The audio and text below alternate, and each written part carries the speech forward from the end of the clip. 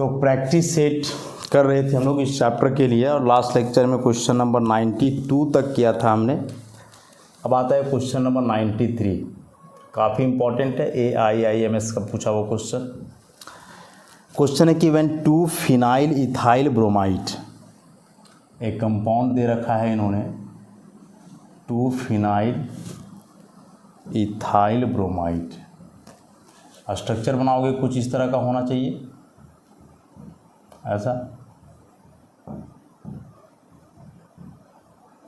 ऐसा 2 phenyl ethyl bromide, ठीक है, is heated with sodium ethoxide. Sodium ethoxide दे करके रखा है इसने। एलिमिनेशन टेक्स प्लेस, ठीक है, ये भी बोल दिया है कि एलिमिनेशन होगा, इतना सब कुछ बोला हुआ है। No deuterium exchange takes place when the reaction is carried out with ethanol। कह रहा है कि सेम रिएक्शन जब हम करवाते हैं C2H5OD, यहाँ वो H के जगह D है, हाइड्रोजन के जगह ड्यूटेरियम ने इथेनॉल ही लेकर के चलो। तो बताना है हमें कि यह रिएक्शन कौन सा मैकेनिज्म को फॉलो करेगा।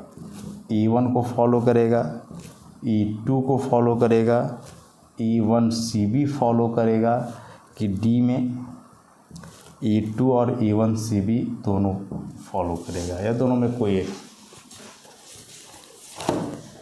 अब याद करो पूरा E1 E2 का कहानी जो है याद करो ज़रा सा, फिर क्लियर हो जाएगा क्या पूछा है इसने।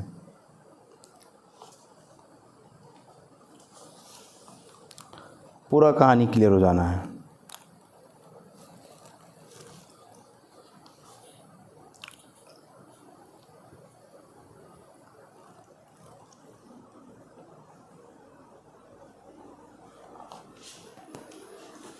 देखो तो E1 E2 और E1CB ये तीनों में जो कंपैरिजन किए थे जब बता रहे थे इनके बारे में, तो वहाँ E1 को बोले थे कि यह SN1 के जैसा है, और यदि यह SN1 के जैसा है तो फिर यहाँ जो ऑर्डर होगा 1 डिग्री से ज़्यादा, 2 डिग्री से ज़्यादा 3 डिग्री। इसे बोले थे कि यह SN2 के जैसा है तो 1 डिग्री, 2 डिग्री, 3 डिग्री। और E1CB भी जो है कहीं ना कहीं इसी को फॉलो करता था, कार्बेनाइन टाइप का बनता था, तो 1 डिग्री, 2 डिग्री, 3 डिग्री, ठीक। उस हिसाब से देखोगे तो जो हेलाइड दिया हुआ है वो प्राइमरी है। अब यदि 1 डिग्री है तो फिर 1 डिग्री है तो या तो E2 हो सकता है या तो E1 से भी हो सकता है, ये तो हो ही नहीं सकता है E1, इसको तो पहले हटा ही दो। अब कह रहा है ना कि जब हम लोग सॉल्वेंट के रूप में, जैसे यहाँ सॉल्वेंट इथेनॉल लिया हुआ है C2H5OH और यहाँ H की जगह ड्यूटेरियम, तो कह रहा है कि जब ये ड्यूटेरियम वाला इथेनॉल सॉल्वेंट के रूप में यूज करते हैं तो यहाँ ड्यूटेरियम का एक्सचेंज नहीं होता है, ड्यूटेरियम का एक्सचेंज यहाँ नहीं होता है। तो ड्यूटेरियम का एक्सचेंज नहीं हो रहा है, इसका मतलब इसका इथेनॉल का जो प्रोटोन है वहीं का वहीं है। तो इसका मतलब हमें पता चल रहा है कि यहाँ कोई कार्बेनायन जैसा स्पीशीज नहीं बनेगा, नो कार्बेनायन इज इन्वॉल्व्ड। ऐसा ड्यूटेरियम एक्सचेंज कर ही नहीं रहा है। कार्बेनायन कैसे बनता था कि कोई इस तरह का हेलाइड हो, मान के चलो ऐसा, तो पहले इसका हाइड्रोजन और यहाँ जो बेस होता था वह इस हाइड्रोजन को लेता था, तो जब इस हाइड्रोजन को लेगा तब तो यहाँ OH हो जाएगा। लेकिन यहाँ कह रहा है जो OD है तो D ही रहता है, H नहीं बनता है। इसका मतलब ये हाइड्रोजन को एब्स्ट्रैक्ट नहीं कर रहा है, हाइड्रोजन को एब्स्ट्रैक्ट नहीं कर रहा है। तो हाइड्रोजन को एब्स्ट्रैक्ट करता तो D हट करके इसके जगह H चला जाता, तो यहाँ से E1CB नहीं है, क्योंकि E1CB में पहले कार्बेनायन बनता है ना, कार्बेनायन वगैरह तो यहाँ है नहीं। तो एक बच गया E2 एलिमिनेशन, जिसमें ट्रांजिशन स्टेट वगैरह बनता है, एक साथ रिएक्शन होता है इस तरीके से। कार्बन इसमें बेंजीन, ये CH2 CHBr CH2 एक साथ यहाँ होगा, ट्रांजिशन स्टेट का फॉर्मेशन होते हुए E बाहर, E यहाँ से बाहर, उसके बाद यहाँ से निकलेगा ऐसे, तब जा कर के अल्कीन बन जाएगा ऐसा। समझे। तो यहाँ सबसे पहले डिग्री डिसाइड करके अंदाज़ा लगाए हम लोग कि क्या पॉसिबिलिटी है। तो वहाँ से पता चला E1 तो नहीं है, E2 चाहे E1 CB है। वहाँ से फिर हम लोग आगे बढ़े तो क्लियर हुआ कि E1 CB में चूँकि कार्बन आयन बनता है और कार्बन आयन बनेगा तो वह कार्बन आयन बनने के लिए जो हाइड्रोजन यहाँ से निकलता है उस हाइड्रोजन को या बेस एब्स्ट्रैक्ट करता है। लेकिन यहाँ लिखा हुआ था कि इस ड्यूटेरियम का एक्सचेंज नहीं होता है, मतलब वो हमेशा वही है। तो यदि बेस हाइड्रोजन एब्स्ट्रैक्ट करेगा तब तो इसका ड्यूटेरियम हट करके हाइड्रोजन जाएगा वहाँ, तो फिर ऐसे केस में हो नहीं पाएगा E1 CB क्वेश्चन के अनुसार। तो एक ही ऑप्शन बचा E2, क्योंकि इसमें हाइड्रोजन का एब्स्ट्रैक्शन वगैरह है नहीं, हाइड्रोजन एक साथ बाहर निकलते हैं, कंसर्टेड प्रोसेस होता है, तो इसमें वैसा कोई बात नहीं है। तो इन सारे डिस्कशन के बाद कंक्लूजन जो निकला कि रिएक्शन मुख्यतः E2 मैकेनिज्म को फॉलो करेगा।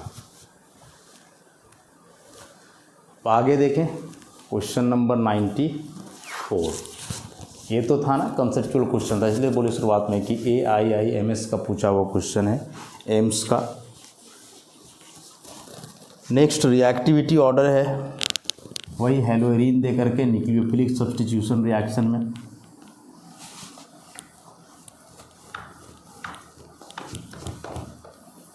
अगेन पिछला लेक्चर में हम लोग एक क्वेश्चन किए हुए हैं इस पे कि हेलोइरिन के केस में न्यूक्लियोफिलिक सब्स्टिट्यूशन रिएक्शन होता है काफ़ी रेयर, लेकिन रिएक्शन को करवाया जा सकता है यदि एरोमेटिक रिंग में कोई इलेक्ट्रॉन विड्रॉइंग ग्रुप को ले आया जाए। तो जितना ज़्यादा इलेक्ट्रॉन विड्रॉइंग ग्रुप रहेगा रिंग में उतना ज़्यादा रिएक्टिविटी होना है उसका। तो क्वेश्चन है 94 में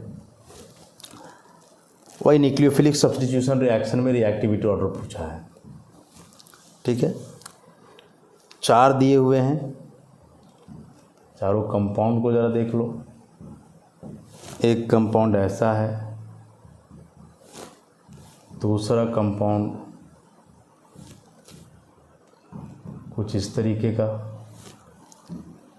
तीसरा कंपाउंड ऐसा,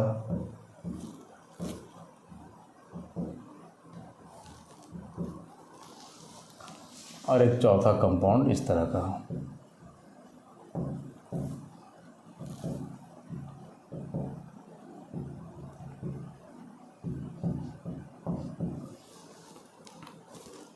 E1 2 3 4। तो जैसा अभी बताया रिएक्टिविटी ऑर्डर के लिए इलेक्ट्रॉन विड्रॉइंग ग्रुप देखो किसमें कितना ज़्यादा इलेक्ट्रॉन विड्रॉइंग ग्रुप है, एकदम सिंपल सा क्वेश्चन है, तो साफ दिख रहा है हमें। यही ऑर्डर होगा, सबसे कम 1 वाला होगा, क्योंकि E जो है इलेक्ट्रॉन डोनेटिंग है। 1 से ज़्यादा रिएक्टिव 2, उससे ज़्यादा रिएक्टिव 3, सबसे ज़्यादा 4। ज़्यादा इलेक्ट्रॉन विड्रॉइंग ग्रुप है, NO2 ज़्यादा है इसमें, 4 नंबर से ज़्यादा रिएक्टिव हो जाए, तो कोई बड़ा चीज़ नहीं था। हाँ, नेक्स्ट क्वेश्चन काफ़ी इम्पॉर्टेंट है। SN2 रिएक्शन में रिएक्टिविटी पूछा है इसने। SN2 में अभी तक पीछे 1-2 क्वेश्चन किए, SN1 की बात कर रहा था, इसमें SN2 के लिए रिएक्टिविटी ऑर्डर पूछा गया है। 95 और क्या है SN2 में रिएक्टिविटी ऑर्डर। ऑप्शंस दिए हुए हैं, हालांकि मोस्ट रिएक्टिव, ऑर्डर का बात नहीं किया, मोस्ट रिएक्टिव पूछा है। Cl C में ऐसा और D में कुछ इस तरीके का। क्या ये आसान सा क्वेश्चन है। 96 को देखो, प्रिडिक्ट द मेन प्रोडक्ट। एक रिएक्शन दे दिया है, क्लोरोबेंजीन, अमोनिया और क्यूप्रस ऑक्साइड के प्रेजेंस में हीट। प्रोडक्ट क्या बनेंगे, ऑप्शन दे करके रखा है इसने। फिनाइल साइनाइड, बी में नाइट्रोफिनॉल, सी में एनिलीन और डी में हाइड्रोक्सिलेमीन। ऐसा फिर से 97 में भी कुछ ऐसा ही है, most easily hydrolysed molecule under SN1 condition, most easily hydrolysed under SN1 mechanism. तो मोस्ट ईजिली हाइड्रोलाइज्ड का मतलब वही हुआ most reactive, most reactive. Option is allyl chloride, ethyl chloride, C में आइसोप्रोपाइल क्लोराइड और डी में बेंजाइल क्लोराइड। ये थोड़ा सा मज़ेदार क्वेश्चन है, बाकी 95 96 तो बच्चा वाला क्वेश्चन है। डायरेक्ट एक एक बार में आंसर कर दो सबका देख करके जल्दी से।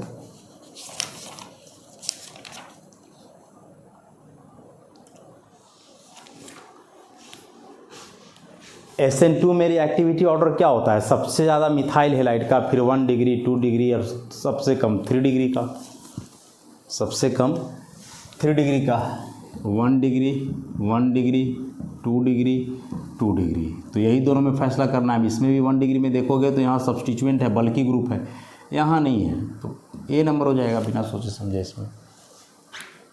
ये तो सिंपल सा है ना, जब हम लोग हेलोबेंजीन का रिएक्शन अमोनिया से करवाते थे क्यूप्रस ऑक्साइड के प्रेजेंस में, तो बेसिकली यह एक सब्स्टिट्यूशन रिएक्शन टाइप का है जिसमें हेलोजन हट करके NH2 ग्रुप आता था, एनिलीन बनेगा। ये देखो इंपॉर्टेंट है, most easily hydrolysed under SN1। सबसे पहले क्या क्या दिया हुआ ऑप्शन को ज़रा हम लोग समझें ढंग से, स्ट्रक्चर बना करके ज़्यादा क्लियर होगा। स्ट्रक्चर के थ्रू देखो, SN1 एक तो डिग्री से हम लोग डिसाइड करेंगे, और जब डिग्री से नहीं पता चलेगा तो कार्बोकेटाइन का स्टेबिलिटी देख लेंगे। तो ए नंबर में एलाइल क्लोराइड है ऐसा, बी में इथाइल क्लोराइड, सी में आइसोप्रोपाइल है, आइसोप्रोपाइल है, डी में बेंजाइल है।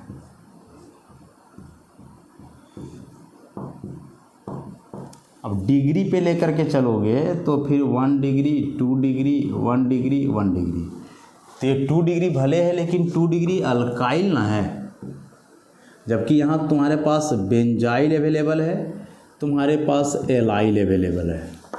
बेंजाइल और एलाइल आ जाएगा तो 2 डिग्री का कोई औकात नहीं है। हाँ 3 डिग्री रहेगा तब मे बी, लेकिन 2 डिग्री बेंजाइल और एलाइल के सामने कुछ भी नहीं है, क्योंकि 2 डिग्री कार्बोकेटाइन से ज़्यादा बढ़िया स्टेबलाइज होता है बेंजाइल और एलाइल कार्बोकेटाइन, और वजह है रेजोनेंस। रेजोनेंस के वजह से बेंजाइल और एलाइल वाले ज़्यादा स्टेबल होते हैं 2 डिग्री अल्काइल के तुलना में। तो इसका मतलब अभी जो हम लोग का नज़र जा रहा है वो ए और डी पे जा रहा है।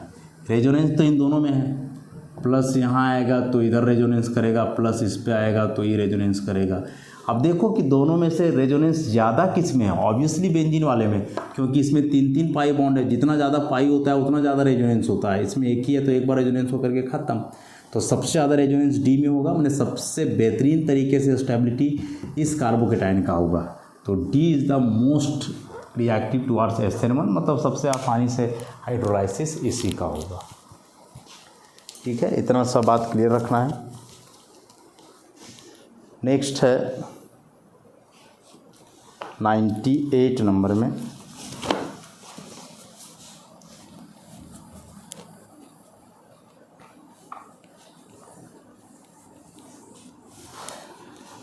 Chlorination of टॉल्विन। थोड़ा सा अलग क्वेश्चन है अभी तक के अनुसार।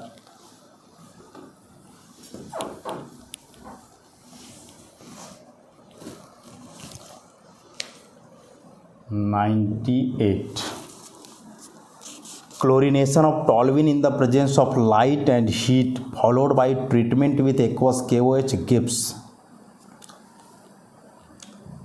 टॉल्विन का क्लोरीनेशन, टॉल्विन वाले बेंजीन में CH3 टॉल्विन, इसका क्लोरीनेशन करवाने बोल रहा है Cl2। कैसे? तो सनलाइट के प्रेजेंस में या तो हीट HNO या तो हीट। उसके बाद फिर कह रहा है कि इसका रिएक्शन हमें करवाना है एक्वस सॉल्यूशन ऑफ KOH से भी, तो क्या बनेगा? ऑप्शंस दिए हुए हैं लेकिन हम लोग डायरेक्ट रिएक्शन कर लेंगे, हो जाएगा। 99 में है the compound which forms acetaldehyde when heated with dilute NaOH। एक कंपाउंड है, कह रहा है इसका रिएक्शन हम डाइल्यूट सोडियम हाइड्रोक्साइड से करवाएंगे तो product should be acetaldehyde. Product क्या होना चाहिए? एसिटल्डिहाइड होना चाहिए।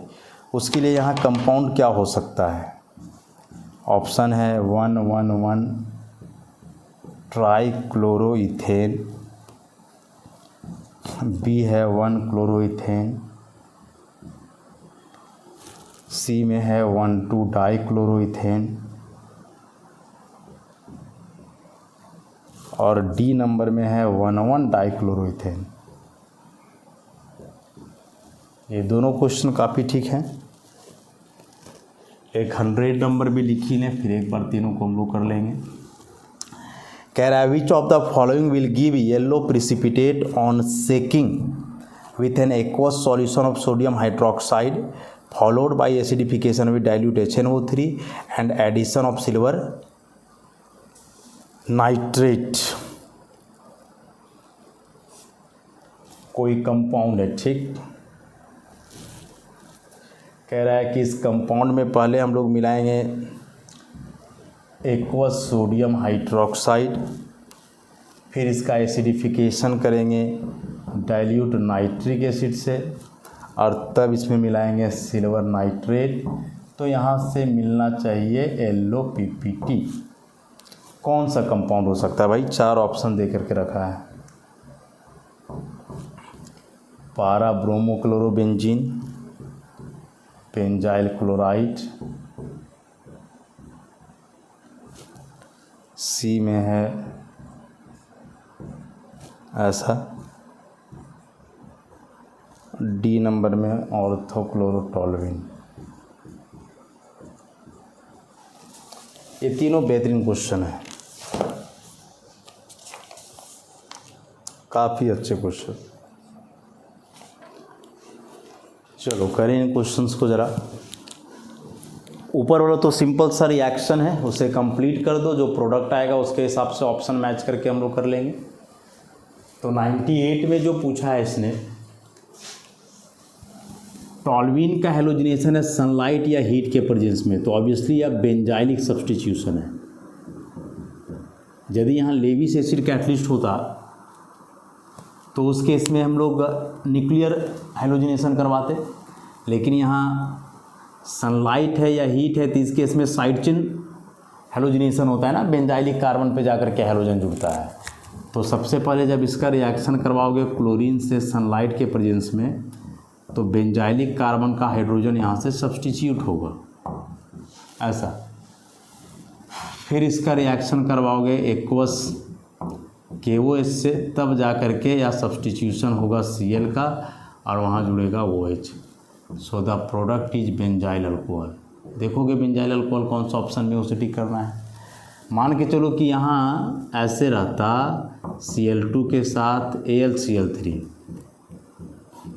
तो इस केस में भाई फिर क्लोरीन यहाँ जुड़ता है बेंजीन में, ऑर्थो और पारा पे अलग अलग, वहाँ से फिर तो ऑर्थो पारा पे जुड़ता, फिर एक्वस KOH से डायरेक्ट रिएक्शन तो होता नहीं, डोनेटिंग है तो मतलब एक बात कि जब यहाँ हेलोजन के साथ लेविस एसिड होता है तो न्यूक्लियर हेलोजिनेशन होता है, डायरेक्ट बेंजीन में जाकर के हेलोजन जुड़ेगा। लेकिन सनलाइट और हीट रहेगा तो बेंजीन में नहीं, बल्कि बेंजीन के बगल में जो कार्बन है जिसे बेंजाइलिक कार्बन कहते हैं वहाँ जुड़ता है। तो फिलहाल इसका आंसर है benzyl alcohol. Option number match करके उसे टिक करोगे, शायद डी नंबर है तो डी इसका करेक्ट आंसर हो जाएगा। 99 को ज़रा देखें, तो इसके लिए तीनों का हाइड्रोलाइसिस करके ही देखो क्लियर हो जाएगा। 1,1,1 ट्राइक्लोरोइथेन, मतलब ऐसा है CH3 यहाँ Cl। जब इसका हाइड्रोलाइसिस करोगे सोडियम हाइड्रोक्साइड से तो क्या होगा, ये Cl हटेंगे और OH आएगा ऐसा। फिर करने से बताया गया है कि एक कार्बन पे एक से ज़्यादा OH ग्रुप स्टेबल होता नहीं है, तो यहाँ से H2O बाहर हो जाएगा और ये बनेगा CH3 C double bond OOH, acetic acid बन गया। लेकिन हमें चाहिए एसिटल्डिहाइड, ठीक है। 1 क्लोरोइथेन, इससे तो काम चलेगा नहीं। 1 क्लोरोइथेन यदि लेते हो और एक्वस NaOH लगाते हो तो यहाँ के लिए OH आ जाएगा, इथेनॉल बनेगा। अगेन हमें एसिटल्डिहाइड चाहिए। 1,2 डाइक्लोरोइथेन, यहाँ से भी काम नहीं चलेगा। अगल बगल कार्बन पे क्लोरीन है और Na इससे रिएक्शन करवाओगे तो क्या होगा, ये दोनों हट करके वही आ जाएगा, ग्लाइकोल बन जाएगा। तो एक लास्ट समझ में आ रहा है, 1,1 डाइक्लोरोइथेन। देखो यहाँ 2 क्लोरीन यदि रहे ऐसा, यहाँ हाइड्रोजन आ जाएगा तो यहाँ भी हाइड्रोजन आ जाएगा, तो ये बन गया एसिटल्डिहाइड। तो करेक्ट आंसर इसका ये वाला हुआ। मतलब इतना याद रख लो तुम, एक कार्बन पे यदि एक ही हैलोजन है और वहाँ सब्स्टिट्यूशन होगा हाइड्रोक्सिल से तो अल्कोहल, उस कार्बन पे 2 हैलोजन है तब सब्स्टिट्यूशन हो रहा है तो अल्डिहाइड, 3 हैलोजन है और तब हो रहा है तो एसिड। बड़ा इंपॉर्टेंट बात बताए कि कार्बन से एक हैलोजन है और यहाँ अल्कली ले रहे हो तो प्रोडक्ट विल बी अल्कोहल।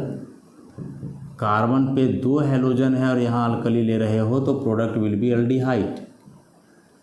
और कार्बन पे यदि 3 हैलोजन है देन इसका हाइड्रोलाइज कर रहे हो तो product will be carboxylic acid. इस बात को याद रखना, बड़ा इंपॉर्टेंट है, काफ़ी इंपॉर्टेंट। इसको देखें, क्लोरोफॉर्म जब हम लोग पढ़ रहे थे, याद करो, क्लोरोफॉर्म वाले रिएक्शन में इस चीज़ को हम लोग देखे हैं। डाइक्लोरोमीथेन पढ़े थे, वहाँ भी इस रिएक्शन को हमने किया है। तो ऐसे ही है। एक 100 नंबर का क्या कहानी है ज़रा देखो तो, 100 नंबर का क्या कहानी है भाई। जब बता रहे थे टेस्ट ऑफ हैलोजन, एकदम चैप्टर का एंड में, हैलोल्केन हैलोरीन का एंड में, कि किस तरह का हैलोजन कंपाउंड है, हैलोअल्केन है या हैलोएरीन है, एलाइल है, बेंजाइल है, या उसमें भी क्लोराइड है, ब्रोमाइड है, आयोडाइड है, तो वहाँ के आधार पे ज़रा याद करो तो कुछ कुछ समझ में आ जाएगा बात। हैलोजन जब डायरेक्ट बेंजीन रिंग से जुड़ा हो, रेजोनेंस के वजह से बेंजीन का कार्बन और हैलोजन के बीच पार्शियल डबल बॉन्ड कैरेक्टर आता है, जिस वजह से हैलोजन आसानी से हटेगा नहीं, तो वैसे केस में रिएक्शन नहीं होगा। तो इसमें देखो दोनों हैलोजन ही जुड़े हुए बेंजीन में, तो इसका रिएक्शन NaOH HNO3 AgNO3 किसी से भी कोई मतलब नहीं है, इसका नहीं होगा, कोई रिएक्शन ही नहीं होगा। यहाँ से होगा, बेंजाइल क्लोराइड है ना, जब ये क्लोरीन यहाँ से हटेगा तो बेंजाइल कार्बोकेटायन बनेगा जो कि रेजोनेंस स्टेबलाइज्ड है, और जब ये क्लोराइड हटेगा तो यही क्लोराइड सिल्वर नाइट्रेट में सिल्वर से जाके कंबाइन करेगा, ऐसे तो बनेगा AgCl। लेकिन AgCl का प्रिसिपिटेट वाइट होता है। AgCl का प्रिसिपिटेट कैसा होता है, वाइट। यहाँ बोल रहा है येलो PPT चाहिए। यहाँ भी देखो बेंजाइल ही है, लेकिन बेंजाइल आयोडाइड है, ये बाहर होगा, यहाँ प्लस आएगा, फिर से रेजोनेंस होगा, और यह आयोडीन जाकर के सिल्वर से कंबाइन करेगा, सिल्वर नाइट्रेट में जो है, और सिल्वर आयोडाइड। तो आयोडाइड का जो प्रिसिपिटेट है सिल्वर के साथ वो येलो होता है, यहाँ नहीं होगा क्योंकि हैलोजन डायरेक्ट बेंजीन से है। तो correct answer C. Test of halogen से यह क्वेश्चन था। ब्रोमाइड में भी कुछ अलग तरह का प्रिसिपिटेट मिलता है ना, कलर के आधार पे। तो इतना तो याद रख लो, एलाइल और बेंजाइल ये दोनों जो है आसानी से प्रिसिपिटेट देते हैं सिल्वर नाइट्रेट के साथ, और डायरेक्ट एराइल है, विनाइल है तो नहीं, अल्काइल वाले भी देते हैं, अल्काइल, बेंजाइल, एलाइल, ये तीनों प्रिसिपिटेट देंगे। विनाइल, एराइल ये जो है प्रिसिपिटेट आसानी से नहीं देते हैं, वजह कि हैलोजन हटेगा ही नहीं ना, रेजोनेंस की वजह से डबल बॉन्ड वहाँ रहेगा, तो उस वजह से हैलोजन जब नहीं हटेगा तो कोई प्रिसिपिटेट वहाँ से नहीं आएगा। ये था क्वेश्चन नंबर 100, काफ़ी इंपॉर्टेंट था टेस्ट ऑफ हैलोजन से। तो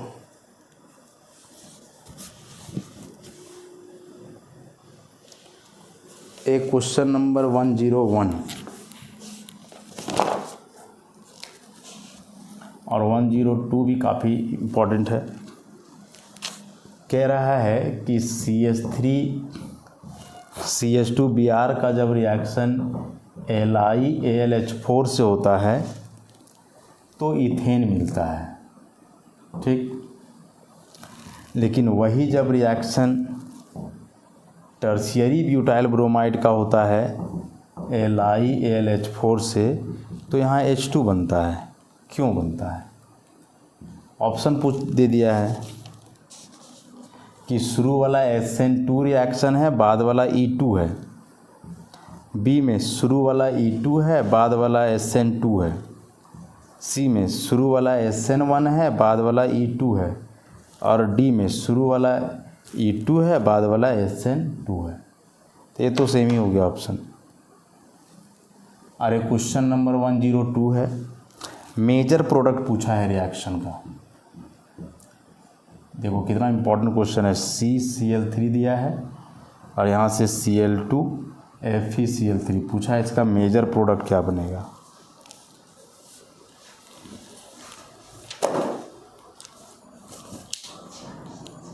देखो बड़ा क्लियर सा बात है, यहाँ इथेन बन रहा है तो ये इथेन कब बनेगा, जब ये ब्रोमीन हटेगा और यहाँ हाइड्रोजन आएगा। LiLH4 के बारे में इस चैप्टर में बहुत ज़्यादा हमने नहीं पढ़ा है, बस इतना जानो कि LiLH4 कुछ इस तरह का सिस्टम होता है, यहाँ पे माइनस लिथियम पे इधर प्लस। तो यह सिस्टम जो है बेसिकली हाइड्राइड ट्रांसफ़र करता है, और यह जो H- यहाँ से ट्रांसफ़र होता है यह न्यूक्लियोफाइल भी हो सकता है, बेस भी हो सकता है। जब ये कार्बन पे जुड़ेगा तो न्यूक्लियोफाइल और हाइड्रोजन को लेगा तो बेस, ये पढ़े हैं। तो चूंकि इस रिएक्शन में बोल रहा है कि यह जो है इथेन बना रहा है, तो इथेन तब बनेगा जब ब्रोमीन यहाँ से हटेगा और ये जो H- है जो कि यहाँ से आ रहा है वो H- जा करके कार्बन पे अटैक करेगा, तो ये बाहर और H- यहाँ जुड़ेगा तो इथेन बन जाएगा। अब H- यहाँ जुड़ रहा है मतलब एक प्रकार से न्यूक्लियोफिलिक सब्स्टिट्यूशन हो रहा है। अब यह न्यूक्लियोफिलिक सब्स्टिट्यूशन SN1 है कि SN2, तो हेलाइड देखो कि 1 डिग्री हेलाइड है, तो जब ये 1 डिग्री हेलाइड है तो ऑब्वियसली यहाँ SN2 होगा, तो ये शुरू वाला SN2 है, तो उस हिसाब से तो डायरेक्ट हम लोग को क्लियर हो जा रहा है ना। यही वाला E2 कैसे है, ई वाला E2 कैसे है, देखो ये बल की चीज़ है, और बल की चीज़ है मतलब ये बड़े बड़े ग्रुप से, तो यहाँ SN1 जैसा कुछ चीज़ होगा नहीं, और लिखा हुआ है कि हाइड्रोजन गैस बनेगा। तो हाइड्रोजन गैस कैसे निकलेगा, यहाँ से आ रहा है H-, LiLH से क्या आ रहा है H-, तो यह H- क्या करेगा कि इसका कोई भी एक हाइड्रोजन यहाँ से लेगा, एलिमिनेशन होगा ऐसे इस तरीके से, तो ये H- और H+ मिलकर के H2 बन जाएगा और यहाँ से प्रोडक्ट के रूप में अल्कीन बनेगा, एलिमिनेशन होगा, और एलिमिनेशन में भी E2 हो जाएगा, SN1 और E2 एक साथ होगा सारा, हाइड्रोजन काटना और हाइड्रोजन काटना। तो ये थोड़ा कुछ नया और अच्छा चीज़ था जिसको हमने किया।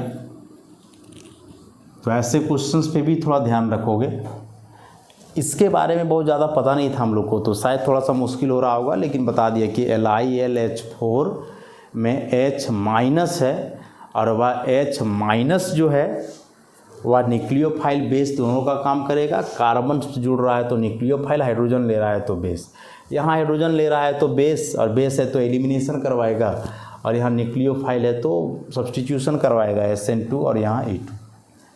102 नंबर काफ़ी इम्पॉर्टेंट है। देखो यह जो CCl3 है यह किस नेचर का ग्रुप है, इलेक्ट्रॉन विड्रॉइंग नेचर का, क्योंकि कार्बन से 3 हैलोजन जुड़े हुए हैं, ये तीनों इलेक्ट्रॉन खींचने वाले ही हैं, तो ये पूरा का पूरा ग्रुप इलेक्ट्रॉन खींचने वाला है, माने बेंजीन से जुड़ा हुआ है इलेक्ट्रॉन विड्रॉइंग ग्रुप। तो याद करो जब हम लोग GOC पढ़ रहे थे, बेसिक ऑर्गेनिक केमिस्ट्री, उसमें हमने पढ़ा था कि जब एरोमेटिक सिस्टम से कोई इलेक्ट्रॉन विड्रॉइंग ग्रुप होता है तो यह क्या करता है कि एरोमेटिक सिस्टम के इलेक्ट्रॉन को विड्रॉ करता है, और जब इलेक्ट्रॉन विड्रॉ करता है तो वह इलेक्ट्रॉन मेनली ऑर्थो से निकलता है और मेटा पारा से। हालांकि यह जो ग्रुप इलेक्ट्रॉन ले रहा है ना CCl3, वह बेसिकली इंडक्टिव के चलते ले रहा है, रेजोनेंस जैसा कुछ बात यहाँ पे होगा नहीं, मैंने पाई इलेक्ट्रॉन का शिफ्टिंग यहाँ से थोड़ा मुश्किल है। और यदि यह इंडक्टिव इफेक्ट ऑपरेट हो रहा है इसमें, तो इंडक्टिव इफेक्ट तो डिस्टेंस डिपेंडेंट है, इंडक्टिव इफेक्ट जो है वह तो डिस्टेंस डिपेंडेंट होता है ना, ऐसा। तो उस केस में क्या करेगा कि यह ऑर्थो का इलेक्ट्रॉन सबसे ज़्यादा विड्रॉ करेगा, ऑर्थो पे इलेक्ट्रॉन सबसे कम बचेगा, तो आने वाला इलेक्ट्रोफाइल ऑर्थो पे तो नहीं ही जुड़ेगा। या डायरेक्ट यहाँ से कि यदि कोई इलेक्ट्रॉन विड्रॉइंग ग्रुप है तो वह electron withdrawing group always Meta directing group होता है। कैसा, मेटा, कि आने वाला इलेक्ट्रोफाइल को वो कहाँ डायरेक्ट करता है, मेटा पोजीशन पे डायरेक्ट करता है। तो मेटा पे डायरेक्ट करेगा तो प्रोडक्ट क्या बनेगा इसका, कुछ ऐसा बनेगा CCl3, मेटा इसके तुलना में 1 है तो 2 3 या 2 3, हाँ ऑप्शन ऐसा वाला दिया हुआ है मेटा का, B नंबर ऑप्शन। तो ग्रुप को पहचानना था। हाँ, बेंजीन में डायरेक्ट क्लोरीन रहता है, CCl3 नहीं रहता, तो ऑर्थो पारा डायरेक्टिंग होता है, लेकिन CCl3 इलेक्ट्रॉन विड्रॉइंग है जो मेटा डायरेक्टिंग होता है। आने वाले ग्रुप को कहाँ डायरेक्ट करता है, मेटा पे। तो यहाँ जो है ओरिएंटेशन इफेक्ट लागू हो रहा था, जो हमने पढ़ा है पीछे चैप्टर में, वहाँ से। तो ये सारे के सारे क्वेश्चन थोड़े अलग से और इम्पॉर्टेंट क्वेश्चन थे, इसलिए शुरुआत में ही मैंने कहा है कि जितना ज़्यादा प्रैक्टिस करोगे क्वेश्चंस को, अलग अलग वैरायटी के क्वेश्चंस मिलेंगे तो अलग अलग कंसेप्ट आएगा दिमाग में। अब यहाँ देखो, ऐसा क्वेश्चन अभी तक तो हम नहीं किए थे, बेंजीन में डायरेक्ट हैलोजन रहेगा तो किए थे, लेकिन यहाँ डायरेक्ट हैलोजन ना दे करके CCl3 दे दिया इसने, और CCl3 हर एक कंडीशन में इलेक्ट्रॉन विड्रॉइंग है, क्योंकि CCl3 में बेंजीन से तो कार्बन जुड़ेगा और कार्बन के पास कोई इलेक्ट्रॉन पेयर वगैरह है नहीं बचा होगा जो वह बेंजीन की तरफ डोनेट करेगा। बदले में कार्बन 3 क्लोरीन से है और वो तीनों क्लोरीन कार्बन का इलेक्ट्रॉन विड्रॉ करेगा, तो कार्बन बेंजीन से करेगा। ओवरऑल CCl3 जो है वह एक इलेक्ट्रॉन विड्रॉइंग ग्रुप बन जाएगा, और इलेक्ट्रॉन विड्रॉइंग ग्रुप हमेशा मेटा डायरेक्टिंग ग्रुप होते हैं। तो आज के इस लेक्चर को हम लोग यहीं तक रखें, बाकी नेक्स्ट क्लास से कंटिन्यू करेंगे। धन्यवाद।